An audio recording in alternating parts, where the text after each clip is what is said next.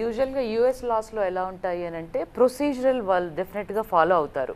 ఏమీ చెప్పకుండా మిమ్మల్ని అట్లా ఎక్కించడానికి ఉండదు.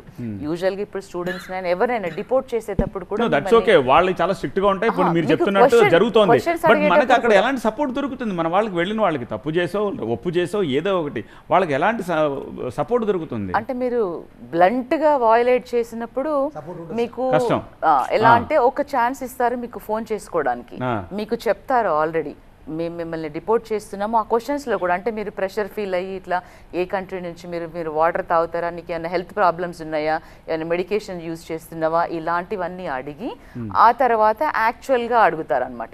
వీళ్ళు ఒక్కొక్కరు ఒక 10 రెజ్యూమ్లు పెట్టుకొని ఫ్లోట్ చేస్తూ, లేదు అంటే ఇట్లా ఇల్లీగల్గా వర్క్ చేస్తూ ఒకానొక సందర్భంలో ఇప్పుడు వాళ్ళని ఒక 100 క్వశ్చన్లో ఎన్నో అడిగే క్రమంలో వీళ్ళు they give up, they open up, they don't open up at the question 1, they open up at the question 40th or they open up at the question అంటే ఎవరికి ఎంత టాలరెన్స్ పవర్ 80th క్వశ్చన్లో ఓపెన్ అప్ అవుతారు.